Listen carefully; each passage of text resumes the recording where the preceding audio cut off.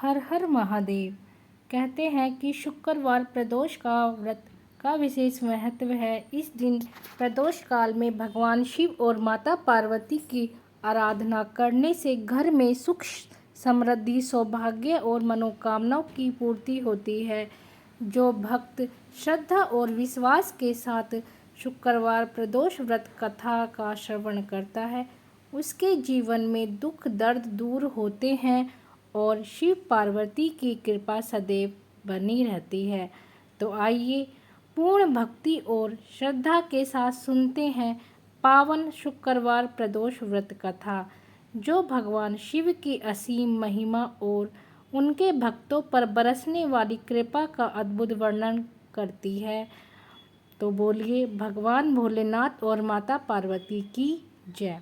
हर हर महादेव। तो आइए शुरू करते हैं प्रदोष व्रत कथा। जब शुक्रवार को प्रदोष का व्रत पड़ रहा हो तो भक्तों उसे शुक्र प्रदोष व्रत कहा जाता है। इस व्रत को करने से सौभाग्य और स्त्री सुख की प्राप्ति होती है। प्राचीन काल की बात है, एक नगर में 3 मित्र रहते थे। उनमें से एक राजकुमार था, दूसरा ब्राह्मण पुत्र था और तीसरा किसी सेठ का पुत्र था। उन तीनों मित्रों का विवाह हो चुका था। राजकुमार और ब्राह्मण पुत्र का गौना भी हो चुका था, लेकिन सेठ के पुत्र का गौना अभी नहीं हुआ था। एक दिन सेठ के पुत्र से उसके राजकुमार मित्र ने कहा कि तुम गौना कराकर अपनी पत्नी को ले आओ। यह सुनकर उसने अपनी पत्नी को बुलाकर लाने का निश्चय कर लिया। सेठ के पुत्र ने घर जाकर कहा कि मैं अपनी पत्नी को लेने अपनी ससुराल जा रहा हूँ। यह सुनकर उसके घर वालों ने कहा, अभी शुक्रास्त है, अर्थात सूर्य ग्रह डूबा हुआ है। ऐसा समय में बहू को विदा कराकर नहीं लाते हैं। जब शुक्रोदय हो जाए तब ले आना। लेकिन वह नहीं माना और अपनी पत्नी को लेने अपनी ससुराल चला गया। ससुराल में जाकर जब उसने कहा कि वह अपनी पत्नी को विदा कराने आया है तो उसके ससुराल वालों ने भी उसे समझाया, अभी शुक्रास्त है, जब शुक्रोदय हो जाए तब ले जाना। लेकिन वह नहीं माना और अपनी पत्नी को विदा कराने पर अड़ गया। विवश होकर उसके सास ससुर ने बेटी दामाद को विदा कर दिया।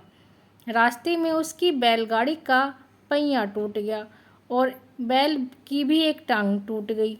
उसकी पत्नी को भी चोटें आईं। आगे चलने पर डाकुओं ने उनका सारा धन लूट लिया।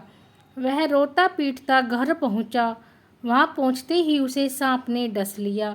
वैद्यों ने उसे देखने के बाद कहा कि यह 3 दिन में मर जाएगा। जब ब्राह्मण पुत्र को पता लगा तो वह सेठ के पास आया। उसने सेठ से कहा, आपका पुत्र शुक्रास्त में अपनी पत्नी को विदा कराकर लाया है, इसलिए यह घटनाएं हो रही हैं। इसे इसकी पत्नी सहित वापस ससुराल भेज दें। वहां पर यह दोनों शुक्र प्रदोष का व्रत करें। फिर शुक्रोदय होने पर ही यह अपनी पत्नी को विदा कराकर लाए, तभी यह दोनों सुख से रह पाएंगे। उस ब्राह्मण पुत्र की बात मानकर सेठ ने अपने पुत्र को वापस उसकी ससुराल भेज दिया। वहां पहुंचकर सेठ के पुत्र ने अपनी पत्नी सहित शुक्र प्रदोष का व्रत किया। इससे सेठ के पुत्र का जहर उतर गया।